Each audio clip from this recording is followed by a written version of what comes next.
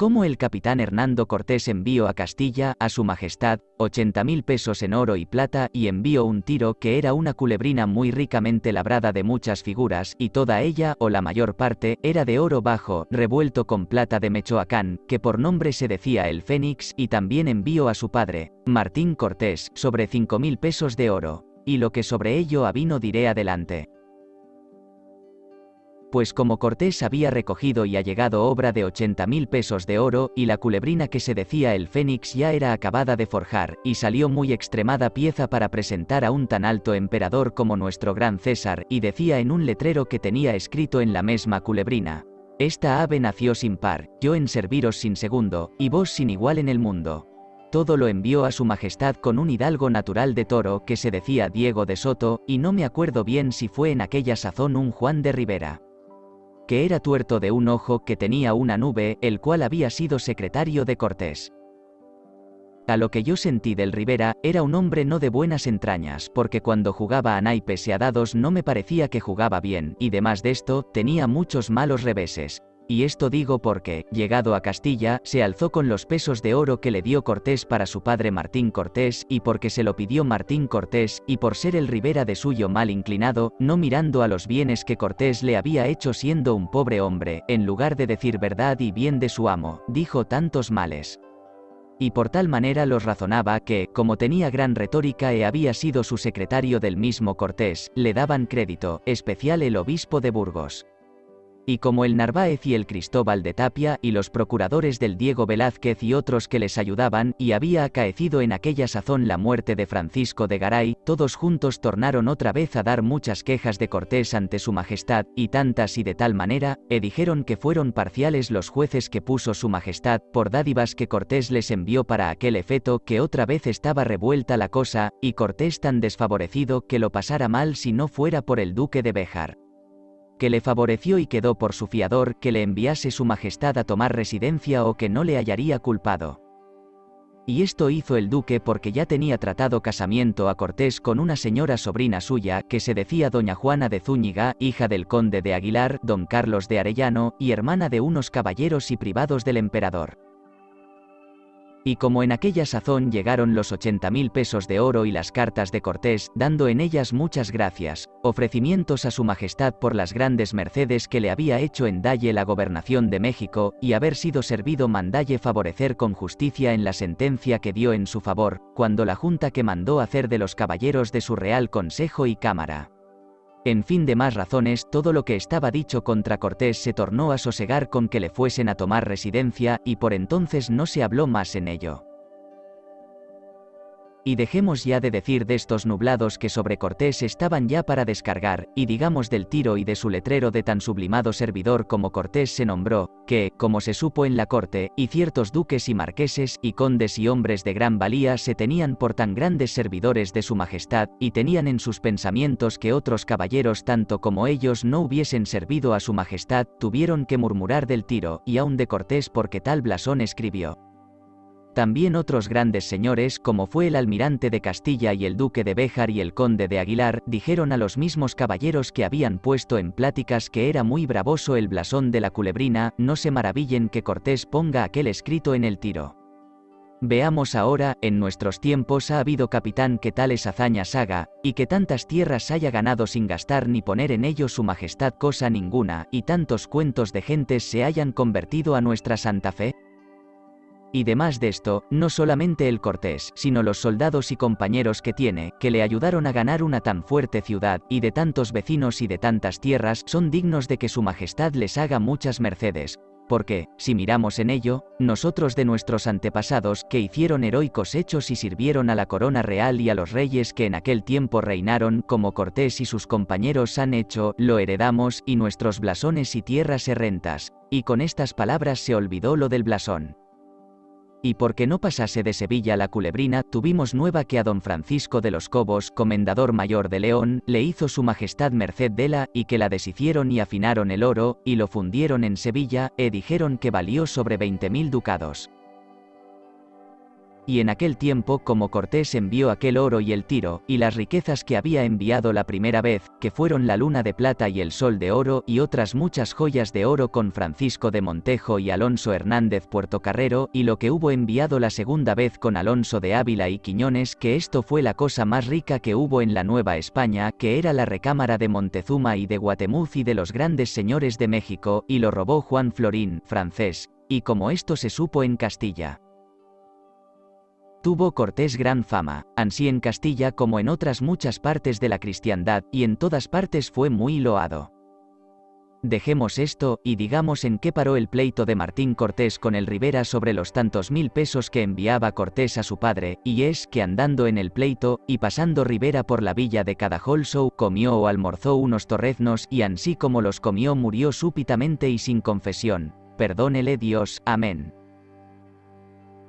Dejemos lo acaecido en Castilla, y volvamos a decir de la Nueva España, cómo Cortés estaba siempre entendiendo en la Ciudad de México que fuese muy bien poblada de los naturales mexicanos como de antes estaban, y les dio franquezas y libertades que no pagasen tributo a su majestad hasta que tuviesen hechas sus casas y aderezadas calzadas y puentes, y todos los edificios y caños por donde solía venir el agua de Chalputepeque para entrar en México, y en la población de los españoles tuviesen hechas iglesias y hospitales,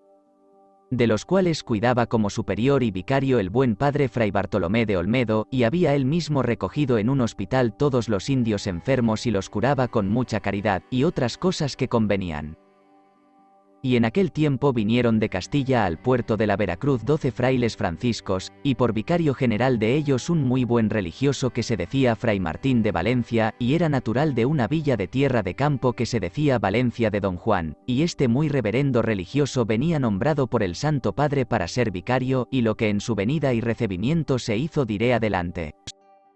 Cómo vinieron al puerto de la Veracruz 12 frailes franciscos de muy santa vida, y venía por su vicario y guardián Fray Martín de Valencia, y era tan buen religioso, que hubo fama que hacía milagros, y era natural de una villa de tierra de campo que se dice Valencia de Don Juan, y lo que Cortés hizo en su venida. Como ya he dicho en los capítulos pasados que sobre ello hablan, habíamos escrito a su majestad suplicándole nos enviase religiosos franciscos de buena y santa vida para que nos ayudasen a la conversión y santa doctrina de los naturales de esta tierra para que se volviesen cristianos, y les predicasen nuestra santa fe, como se la había Fray Bartolomé de Olmedo dado a entender dende que entramos en la Nueva España, y sobre ello había escrito Cortés, juntamente con todos nosotros los conquistadores que ganamos la Nueva España, a don Fray Francisco de los Ángeles, que era general de los franciscos, que después fue cardenal, para que nos hiciese mercedes que fuesen los religiosos que enviase de santa vida, para que nuestra santa fe siempre fuese ensalzada, y los naturales de estas tierras conociesen lo que les decíamos cuando estábamos batallando con ellos, y les decíamos que su majestad enviaría religiosos, y de mucha mejor vida que nosotros éramos, para que les diesen a entender los razonamientos y predicaciones de nuestra fe. Y ellos nos preguntaban si eran como el padre Fray Bartolomé de Olmedo, y nosotros decíamos que sí. Dejemos esto, y digamos cómo el general don Fray Francisco de los Ángeles nos hizo merced que luego envió los religiosos que dicho tengo. Y entonces vino con ellos Fray Toribio Motolinea, y pusiéronle este nombre de Motolinea los caciques y señores de México, que quiere decir el fraile pobre, porque cuanto le daban por Dios lo daba a los indios, y se quedaba algunas veces sin comer, y traía unos hábitos muy rotos y andaba descalzo, y siempre les predicaba, y los indios le querían mucho porque era una santa persona. Volvamos a nuestra relación. Como Cortés supo que estaban en el puerto de la Veracruz, mandó en todos los pueblos, ansí de indios como donde vivían españoles, que por donde viniesen les barriesen los caminos, y a donde posasen les hiciesen ranchos si fuese en el campo, y en poblado, cuando llegasen a las villas o pueblos de indios, les saliesen a recibir y les repicasen las campanas, y que todos comúnmente, después de los haber recibido, les hiciesen mucho acato, y que los naturales llevasen candelas de cera encendidas y con las cruces que hubiese. Y por más humildad, y porque los indios lo viesen, para que tomasen ejemplo, mandó a los españoles se hincasen de rodillas a besarles las manos y hábitos, y aún les envió Cortés al camino mucho refresco y les escribió muy amorosamente. y viniendo por su camino, ya que llegaban cerca de México, el mismo Cortés, acompañado de Fray Bartolomé de Olmedo y de nuestros valerosos capitanes y esforzados soldados, los salimos a recibir, y juntamente fueron con nosotros Guatemuz, el señor de México, con todos los más principales mexicanos y otros muchos caciques de otras ciudades, y cuando Cortés supo que allegaban cerca, se apeó del caballo, y todos nosotros juntamente con él. Ya que nos encontramos con los reverendos religiosos, el primero que se arrodilló delante del fray Martín de Valencia y le fue a besar las manos. Fue Cortés, y no lo consintió, y le besó los hábitos. El padre fray Bartolomé les abrazó y saludó muy tiernamente, y los besamos el hábito arrodillados todos los capitanes y soldados que allí íbamos, y el Guatemuz y los señores de México, y de que el Guatemuz y los demás caciques vieron ir a Cortés de rodillas a besarle las manos, espantáronse en gran manera, y como vieron a dos frailes descalzos y flacos, y los hábitos rotos, y no llevar caballo, sino a pie y muy amarillos, y ver a Cortés, que le tenían por ídolo o cosa como sus dioses. Ansí arrodillado delante de ellos, dende entonces tomaron ejemplo todos los indios, que cuando agora vienen religiosos les hacen aquellos recibimientos y acatos, según y de la manera que dicho tengo. Y más digo, que cuando Cortés con aquellos religiosos hablaba que siempre tenía la gorra en la mano quitada y en todo les tenía grande acato. Digo que se me olvidaba que fray Bartolomé les hospedó por orden de Cortés en una muy buena casa se fue a vivir con ellos, se los regaló mucho. Dejémoslos en buena hora y digamos de otra materia, y es que de ahí a 3 años y medio, o poco tiempo más adelante, vinieron 12 frailes dominicos, venía por provincial o por prior de ellos un religioso que se decía fray Tomás Ortiz, era vizcaíno, decían que había estado por prior o provincial en unas tierras que se dice la Punta del Drago, quiso Dios que cuando vinieron les dio dolencia de mal de modorra, de que todos los más murieron, lo cual diré adelante, cómo cuándo con quién vinieron. La condición que decían que tenía el prior, otras cosas que pasaron. Después han venido otros muchos y buenos religiosos y de santa vida, y de la misma orden de señor Santo Domingo, en ejemplo muy santos, han industriado a los naturales de estas provincias de Guatemala en nuestra Santa Fe muy bien, han sido muy provechosos para todos. Quiero dejar esta materia de los religiosos, diré que como Cortés siempre temía que en Castilla, por parte del obispo de Burgos, se juntarían los procuradores de Diego Velázquez, gobernador de Cuba, dirían mal del delante del emperador nuestro señor, como tuvo nueva cierta, por cartas que le escribió su padre Martín Cortés o Diego de Ordaz, que le trataban casamiento con la señora doña Juana de Zúñiga, sobrina del duque de Béjar, don Álvaro de Zúñiga, procuró de enviar todos los más pesos que podía allegar. Ansí de sus tributos como de los que le presentaban los caciques de toda la tierra, lo uno para que conociese el duque de Béjar sus grandes riquezas, juntamente con sus heroicos hechos y hazañas, lo más principal, para que su majestad le favoreciese hiciese mercedes. Entonces le envió 30.000 pesos, con ellos escribió a su majestad, lo cual diré adelante.